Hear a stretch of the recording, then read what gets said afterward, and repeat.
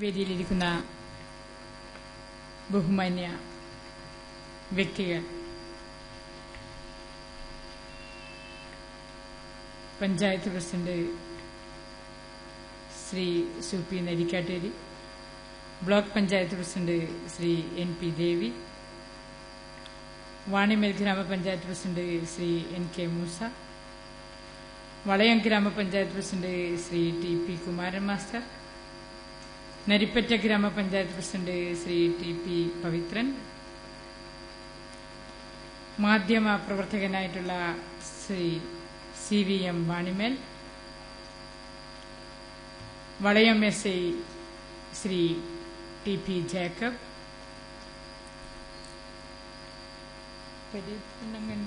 പരീത് ഖണ്ണങ്കണ്ടി, നമ്മുടെ ഈ പരിപാടിയിൽ മുഖ്യ പ്രഭാഷണം നടത്തുന്ന ബഹുമാന്യനായ KS ഉദയഭാനു,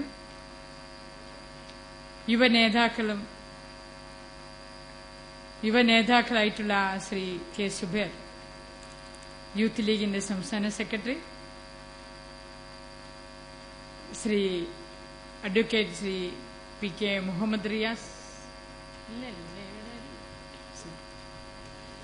മറ്റു വേദിയിലിരിക്കുന്ന ബഹുമാന്യ വ്യക്തികളെ, പ്രിയ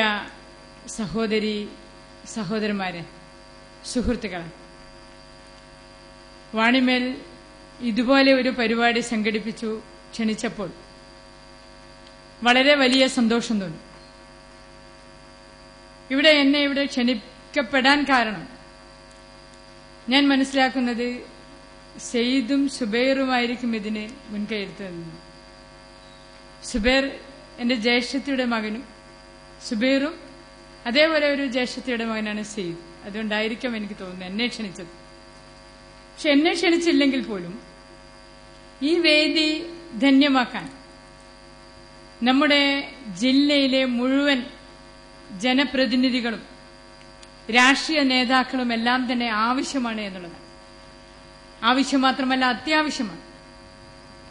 ഇതുപോലെ ഒരു പരിപാടി ഇവിടെ സംഘടിപ്പിക്കുവാൻ ഇതിന് നേതൃത്വം കൊടുത്തിട്ടുള്ള യുവാക്കൾ ശരിക്കും നമ്മുടെ സാഹചര്യത്തിനും കാലത്തിനും അനുസരിച്ചിട്ടുള്ള ഒരു പരിപാടിയാണ് ഇവിടെ വെച്ചിട്ടുള്ളത്.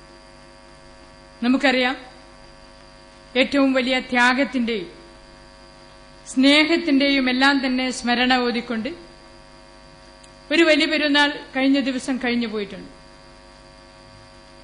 നമുക്കറിയാലോ, ആ ത്യാഗത്തിന്റെ മനസ്സുമായിട്ട് അതുപോലെയുള്ള ത്യാഗങ്ങൾ, വിശ്വാസം എന്ന് പറഞ്ഞാൽ നമുക്കറിയാം, ആ വിശ്വാസം നമുക്ക് പണ്ട് കാലങ്ങളിൽ ചരിത്രത്തിൽ നമ്മൾ വായിച്ചും അറിഞ്ഞിട്ടും അതേപോലെ ഗ്രന്ഥങ്ങളിലെല്ലാം തന്നെ വായിച്ചും അറിയുകയും ചെയ്തിട്ടുള്ള കാര്യങ്ങളാണ്.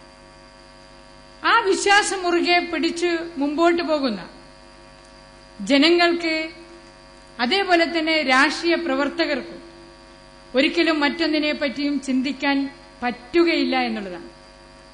മറ്റൊന്നും എന്ന് ഞാൻ വിശ്വസിക്കുന്നു. ഞാൻ സൂചിപ്പിച്ചത്, നമ്മുടെ നാടുകളിൽ ഒരുപാട് പ്രശ്നങ്ങൾ മാത്രം അനുഭവിക്കുന്ന ഒരു രീതിയിലായി പോയിരിക്കും. നമ്മുടെ പഴയ തലമുറ, അതല്ലെങ്കിൽ വീടുകളിലിരിക്കുന്ന സഹോദരന്മാർ ഒരുപാട് സങ്കടപ്പെടുന്ന ഒരു കാലവും കൂടിയാണ്. ഈ നാട് എന്നല്ല, പല ഭാഗങ്ങളിലും ദിവസവും നമ്മൾ പത്രത്തിൽ വായിക്കുന്ന പരസ്പരമുള്ള ഈ പോരാട്ടം ശരിക്കും ഒരു യുദ്ധക്കളമാണോ എന്ന് തോന്നിപ്പോകുന്ന രീതിയിൽ മനുഷ്യ ജീവിതത്തിന് ഒരു വിലയുമില്ലാത്ത കാലം ഓർക്കുമ്പോൾ വളരെ ദയനീയമായിട്ട് നമുക്ക് തോന്നുകയാണ്. രാഷ്ട്രീയത്തിന്റെ പേരിലോ മതത്തിന്റെ പേരിലോ എന്തിന്റെ പേരിലായാലും ഒരു സംഘർഷം എന്നുള്ളത് നമുക്ക് വേണ്ട എന്ന് വിളിച്ചോതുന്ന കാലങ്ങളാണ് നമ്മുടെ മുമ്പിലെല്ലാം തന്നെ കഴിഞ്ഞുപോയിട്ടുള്ളത്. ഒരു മനുഷ്യന്, നമുക്കറിയാലോ, വലിയ പെരുന്നാൾ എന്ന് പറയുമ്പോൾ ത്യാഗത്തിന്റെ ഏറ്റവും വലിയ സ്മരണയാണ് നമ്മൾ ഈ ബലി കഴിച്ചിട്ടുള്ളത്. മൃഗങ്ങളെ നമ്മൾ ബലി കഴിക്കുമ്പോഴും നമ്മുടെ മനസ്സിലൊരു വിശ്വാസം മുറുകെ പിടിച്ചുകൊണ്ടാണ് നമ്മൾ ഈ ആചാരങ്ങളെല്ലാം തന്നെ നടത്തുന്നത്. ഈ ആചാരങ്ങൾ നടത്തുമ്പോൾ ആ ത്യാഗത്തിന്റെ മനസ്സ് എന്ന് പറയുമ്പോൾ നമ്മുടെ ഈ ജീവിതത്തിൽ, ഈ ലോകത്തിൽ നമുക്ക് ആ ത്യാഗത്തെ നമ്മൾ മുറുകെ പിടിക്കണമെന്നുള്ളതാണ്. രാഷ്ട്രീയം മനുഷ്യന് ഏറ്റവും നല്ല പാതയാണ് കാണിച്ചു കൊടുക്കുന്നത്. നമുക്ക് അറിയാം, ഏത് രാഷ്ട്രീയത്തിന്റെ നേതാക്കന്മാരായാലും നമുക്ക് നല്ല പാത മാത്രമാണ് കാണിച്ചു തന്നിട്ടുള്ളത്. ആ നല്ല പാത ഏത് രാഷ്ട്രീയക്കാരായാലും ആ നല്ല പാത മാത്രം മുറുകെ പിടിച്ച് നമ്മൾ പോകുമ്പോൾ നമ്മുടെ നാടുകളിലൊന്നും രക്തം ചിന്തേണ്ട ഒരു കാര്യവുമില്ല എന്നുള്ളതാണ്. ഈ രാഷ്ട്രീയ പ്രവർത്തകരെല്ലാം തന്നെ ചെയ്യുന്നത് ഏറ്റവും നല്ല രാഷ്ട്രം, ഏറ്റവും നല്ല പൊതുപ്രവർത്തകൻ നടത്തുകയാണ്. ആ പൊതുപ്രവർത്തനത്തിന്റെ പേരിൽ മറ്റൊന്നും നമുക്ക് ആവശ്യമില്ല എന്നുള്ളതാണ്. നമുക്കറിയാം, ഇലക്ഷന്റെ സമയത്ത് തെരഞ്ഞെടുപ്പിനെ നേരിടുമ്പോൾ രാഷ്ട്രീയ യുദ്ധമാണ് നമ്മൾ അവിടെ ചെയ്യുന്നത്. ആ രാഷ്ട്രീയ യുദ്ധം എന്ന് പറയുമ്പോൾ വാക്കുകളുടെ യുദ്ധമാകാം, അതല്ലെങ്കിൽ പ്രവൃത്തിയിലൂടെ മറ്റ് തെരഞ്ഞെടുപ്പിൽ വോട്ട് ചെയ്യുവാനുള്ള യുദ്ധമാവാം. അല്ലാതെ മനുഷ്യന്റെ രക്തം ചിന്തുന്ന രീതിയിലുള്ള ഒരു യുദ്ധം നമുക്ക് ആവശ്യമില്ല എന്നുള്ളതാണ്. എല്ലാ രാഷ്ട്രീയ പാർട്ടികളും അവനവൻ ഈ സ്നേഹിക്കുന്ന ആ പ്രസ്ഥാനത്തെയും അതേപോലെ തന്നെ പരസ്പരം സാഹോദര്യവും മനസ്സിൽ ഉണ്ടെങ്കിൽ ഒരിക്കലും നമുക്ക് രക്തം ചിന്തേണ്ടുന്ന ഒരു അവസ്ഥ വരില്ല എന്നുള്ളതാണ്. നമുക്കാദ്യം വിശ്വാസമാണ് വേണ്ടത്. മനുഷ്യനൊരു വിശ്വാസം വേണം. ആ വിശ്വാസമാണ് നമ്മൾ മുറുകെ പിടിക്കുമ്പോൾ ഒരിക്കലും നമ്മുടെ നാടുകളിലൊന്നും മറ്റു പ്രശ്നങ്ങളൊന്നും ഉണ്ടാവില്ല എന്നുള്ളതാണ്. ഒരിക്കലും നമ്മുടെ സഹോദരിമാർക്ക് ഭർത്താക്കന്മാരെ നഷ്ടപ്പെടുന്ന ഒരു രീതിയിലേക്ക് വരില്ല. ഒരിക്കലും അച്ഛന് മക്കളെ നഷ്ടപ്പെടുന്ന, അമ്മയ്ക്ക് മക്കളെ നഷ്ടപ്പെടുന്ന, ഉമ്മമാർക്ക് മക്കളെ നഷ്ടപ്പെടുന്ന ഒരു രീതിയിലേക്ക് നമ്മൾ എത്തുന്നില്ല എന്നുള്ളതാണ്.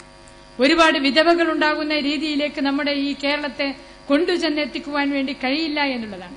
പരസ്പരം വിശ്വാസവും സ്നേഹവും നിലനിൽക്കുകയാണെങ്കിൽ തീർച്ചയായിട്ടും ഇതുപോലെയുള്ള കുറെ യുവാക്കൾ കക്ഷി രാഷ്ട്രീയത്തിന് അതീതമായിട്ട് ചിന്തിക്കുന്ന മനസ്സുണ്ടെങ്കിൽ, രാഷ്ട്രീയം നമുക്ക് വേണം വേണ്ട എന്നുള്ളതല്ല, കക്ഷി രാഷ്ട്രീയത്തിന് അതീതമായിട്ട് നമ്മൾ സ്നേഹം നമ്മൾ കൈവിടാതെ നോക്കേണ്ടതുണ്ട്.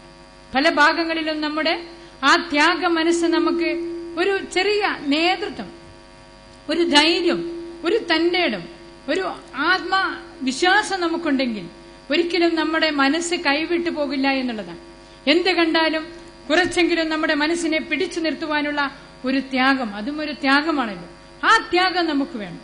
ഇബ്രാഹിം നബി, നമുക്കറിയാം, നമ്മൾ വായിച്ചിട്ടുള്ള ചരിത്രത്തിലുള്ള ആ ഓർമ്മകളിലെല്ലാം തന്നെ ഇബ്രാഹിം നബി ഏറ്റവും വലിയ ത്യാഗമാണ് ചെയ്യുവാൻ വേണ്ടി നമ്മളെ പ്രേരിപ്പിച്ചിട്ടുള്ളെങ്കിൽ അള്ളാഹുവിന്റെ കൽപ്പന അനുസരിച്ചിട്ട് ജീവിക്കുവാൻ വേണ്ടി ജനങ്ങളോട് പറഞ്ഞു. ആ വിശ്വാസം, അതിൽ വിശ്വസിക്കുന്നവർക്കാണെങ്കിൽ ഒരിക്കലും നമുക്ക് മറ്റൊന്നും നമുക്ക് ചെയ്യാൻ പറ്റില്ല.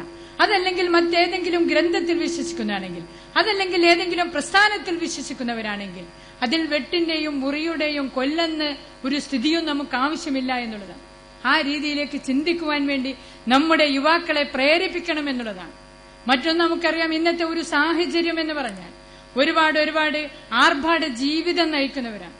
യുവാക്കളെല്ലാം തന്നെ വളർന്ന് കുറച്ച് പ്രായമെത്തുമ്പോൾ അവർ പക്വത എത്തേണ്ട ഒരു സമയത്ത് അതിന്റെ മുമ്പ് തന്നെ അവർ മറ്റു പലതിലേക്കും നീങ്ങിക്കൊണ്ടിരിക്കുക. ആർഭാട ജീവിതമാണ് എല്ലാവർക്കും ആഗ്രഹം. കൊട്ടാരങ്ങളിലേക്ക് പോകാനാണ് എല്ലാവർക്കും ആഗ്രഹം. ദാരിദ്ര്യത്തിൽ കിടക്കുന്ന ഒരു പറ്റം വലിയ ആളുകൾ നമ്മുടെ സമൂഹത്തിലുണ്ട് എന്നുള്ളത് ഓർക്കാൻ പോലും സമയമില്ല എന്നുള്ളതാണ്.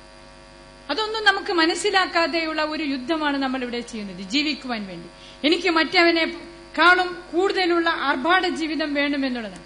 ആ ആർഭാട ജീവിതം നയിക്കുവാൻ വേണ്ടി എന്റെ മുമ്പിൽ ഒരു തടസ്സവും ഉണ്ടാവാൻ പാടില്ല എന്നുള്ള വാശി പിടിക്കുന്ന യുവാക്കളാണ് ഇനി ഒരുപാട് നമുക്ക് കാണാൻ കഴിയുന്നത്. നമുക്കറിയാം, ഇന്ന് മുമ്പ് നമുക്ക് രാഷ്ട്രീയ പാർട്ടിയിൽ പ്രവർത്തിക്കുന്ന, ഏത് രാഷ്ട്രീയ പാർട്ടിയിലും പ്രവർത്തിക്കുന്ന യൂത്ത് സംഘടനകളുടെ ആളുകളെല്ലാം തന്നെ വലിയ രീതിയിൽ നമ്മുടെ നാടിന്റെ മാറ്റത്തിനും നമ്മുടെ നാടിന്റെ പൊതുപ്രവർത്തനത്തിനും അതിന്റെ വികസനത്തിനും എല്ലാം തന്നെ വലിയ രീതിയിൽ ചുക്കാൻ പിടിക്കുന്ന ആളുകളായിരുന്നു. വായനശാലയിൽ നമ്മളെല്ലാം തന്നെ ഒത്തുകൂടുന്ന ഒരു കാലമുണ്ടായിരുന്നു. ഏത് പ്രദേശത്തായാലും വായനശാലകളിൽ ഒരാളെ അന്വേഷിച്ചു പോകുമ്പോൾ അവൻ ഈ വായനശാലയിൽ ഉണ്ടാകുമെന്ന് പറയുമായിരുന്നു. അവിടെ നമുക്ക് കക്ഷി രാഷ്ട്രീയമില്ലാത്ത വായനശാലകളായിരുന്നു ഉണ്ടായിരുന്നത്. ആ വായനശാലയിൽ നമ്മൾ പലതും ചർച്ച ചെയ്തിരുന്നു. നമ്മുടെ നാടിന്റെ വികസന പ്രവർത്തനങ്ങൾ, അതേപോലെ തന്നെ നമ്മുടെ നാടുകളിൽ ആരെങ്കിലും അസുഖമായി കിടക്കുന്നുണ്ടെങ്കിൽ അവർക്ക് എന്ത് സഹായമാണ് നമുക്ക് ചെയ്യാൻ കഴിയുക എന്ന് പരസ്പരം ആലോചിച്ചുകൊണ്ട് കക്ഷി രാഷ്ട്രീയമില്ലാതെ നമ്മൾ അതിന് ഇറങ്ങി പുറപ്പെടുന്ന ഒരു കാലം നമുക്കുണ്ടായിരുന്നു. ഒരാൾക്ക് വീടില്ലെങ്കിൽ, അല്ലെങ്കിൽ ഒരു പ്രായപൂർത്തിയായിട്ടുള്ള പെൺകുട്ടികളെ കല്യാണം കഴിക്കുവാനുള്ള വീടുകളാണെങ്കിൽ അതിന് നമുക്ക് എന്ത് ചെയ്യാൻ പറ്റുമെന്ന് കൂട്ടായിട്ട് ആലോചിക്കുന്ന ഒരു സമയം നമുക്ക് യുവാക്കൾക്കെല്ലാം തന്നെ ഉണ്ടായിരുന്നു.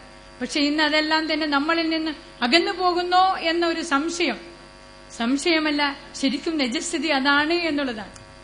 അതെല്ലാം തന്നെ നമ്മളോട് മറന്നു പോകുന്നോ എന്നുള്ളത്. എന്തിനെയൊക്കെ പേരിൽ നമ്മൾ മുമ്പോട്ട് പോകുകയാണ്. ഞാൻ പറഞ്ഞതുപോലെ എന്റെ മുമ്പിൽ എനിക്ക് നന്നായിട്ട് ജീവിക്കുവാൻ, ആർഭാട ജീവിതം നയിക്കുവാൻ എന്റെ മുമ്പിൽ ഒന്നും തടസ്സമാവരുത് എന്നുള്ള വിശ്വാസത്തോടെ പോകുന്ന ഒരുപാട് യുവാക്കൾ നമ്മുടെ മുമ്പിലുണ്ട്. അതാണല്ലോ നമുക്ക് സ്വന്തം മകൻ മരിച്ചപ്പോൾ ആ മയ്യത്ത്, എന്റെ മകന്റെ മയ്യത്ത്, അവൻ തീവ്രവാദിയാണെങ്കിൽ എന്റെ മകന്റെ മയ്യത്ത് എനിക്ക് കാണേണ്ട എന്ന് നെഞ്ചത്ത് കൈവച്ച് നിലവിളിച്ചിട്ടുള്ള ഉമ്മമാരുള്ള സംസാരമാണ് നമ്മുടെ.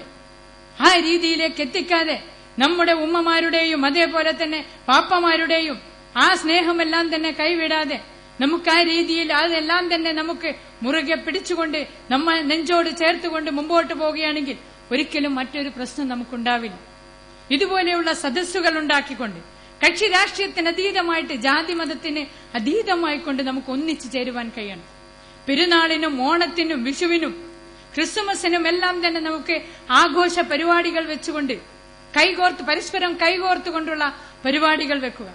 ഒരിക്കലും നമുക്ക് മറ്റൊന്നിനെ പറ്റിയും ആലോചിക്കാതെ നമ്മുടെ പഞ്ചായത്തിലെ വികസന പ്രവർത്തനങ്ങൾക്കും, അത് ഏത് രാഷ്ട്രീയ പാർട്ടിയാണെങ്കിലും ആ രീതിയിലുള്ള അവനവന് രാഷ്ട്രീയം വേണം. തീർച്ചയായിട്ടും രാഷ്ട്രീയം ആവശ്യവുമാണ്. ഇതിനെല്ലാം തന്നെ നേതൃത്വം കൊടുക്കുവാൻ എല്ലാ രാഷ്ട്രീയ പാർട്ടികളും ആവശ്യമാണ്. പക്ഷെ അത് സ്നേഹത്തിലൂടെ ആയിരിക്കണമെന്ന് മാത്രം. ആ രീതിയിലേക്ക് നമുക്ക് പോകേണ്ടിയിരിക്കുന്നു. അങ്ങനെ ഒരു രീതിയിൽ നമ്മൾ ഇതെല്ലാം തന്നെ സ്റ്റേജിൽ സംസാരിക്കേണ്ട രീതിയിലേക്ക് എത്തിയിരിക്കുകയാണ്.